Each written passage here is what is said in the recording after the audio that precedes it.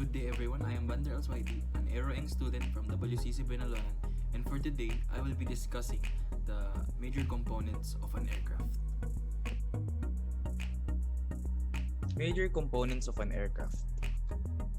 The five major components of an aircraft are power plant, wings, empennage, fuselage, and landing gear, which we will further discuss later on. The first major component is the fuselage. The fuselage is the center body of an airplane and is designed to accommodate the crew, passengers, and cargo. It also provides a structural connection for the wings and tail assembly. The second major component is the wings. The wings are airfoils attached to each side of the fuselage and are the main lifting surfaces that support the airplane in flight. There are numerous wings, designs, sizes, and shapes used by the various manufacturers. Each fulfills a certain need with respect to the expected performance for the particular airplane. The number of wings can also vary. Airplanes with a single set of wings are referred to as monoplanes, while those with two sets are called biplanes. Monoplane. What is a monoplane? A monoplane is a fixed-wing aircraft configuration with a single main plane, while the biplanes is a fixed-wing aircraft with two main wings stacked, one above the other. The principal structural parts of wings are spars, ribs, and stringers. Ribs. Wing ribs determine the shape and thickness of the wing, while the spar carries the flight loads and the weight of the wings while on the ground. Stringers. It runs spanwise and attached between the rib. Their purpose is to serve as a structural components that transfer loads and stresses. We can see here where the ribs, spars, and stringers are located. Wherein this is the ribs, the stringers, and the spar. We can also see here the other parts of the wings of an aircraft. Next is the empennage. The empennage includes the entire tail group and consists of fixed surfaces such as the vertical stabilizer and the horizontal stabilizer. The movable surfaces include the rudder, the elevator, and one or more trim tabs. Empennage parts. Rudder. It is attached to the back of the vertical stabilizer. During flight, it is used to move the airplane's nose left and right. The elevator. It is attached to the back of the horizontal stabilizer and is used to move the nose of the airplane up and down during the flight. While the trim tabs are small, movable portions of the trailing edge of the control surface. These movable trim tabs, which are controlled from the flight deck, reduce control pressures. Trim tabs may be installed on the ailerons, the rudder, and the elevator. So these are the parts of the empennage. So this is the horizontal stabilizer, the vertical stabilizer, the rudder, the trim tabs, and the elevator.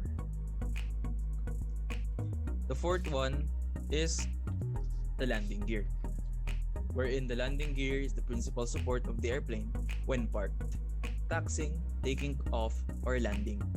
The most common type of landing gear consists of wheels, but airplanes can also be equipped with floats for water operations or skis for landing on snow. So these are the types of landing gears: the floats, skis, and wheels. So what are floats? Floats are narrow pontoons found on a float plane or seaplane. The floats are mounted beneath the fuselage, and this provides the plane with buoyancy while on water. While the skis are a type of landing gear that is used when aircraft is to take off or land in frozen lakes and snowy areas. While the wheels are the typical types of aircraft landing gear, which we always see on airports. The landing gear consists of three wheels, two main wheels, and a third wheel positioned either at the front or rear of the airplane. Conventional landing gear. Airplanes with conventional landing gear are sometimes referred to as tailwheel airplanes.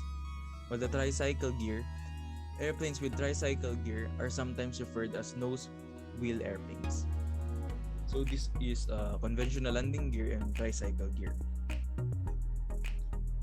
Wherein the conventional landing gear is the third wheel can be found on the back of the aircraft, wherein we can see here that the third wheel is on the back, is at the back. And then on tricycle gear, the third wheel is in front. So we can see here that the third wheel of the aircraft is in front. Power plant. The power plant usually includes both the engine and the propeller. The primary force.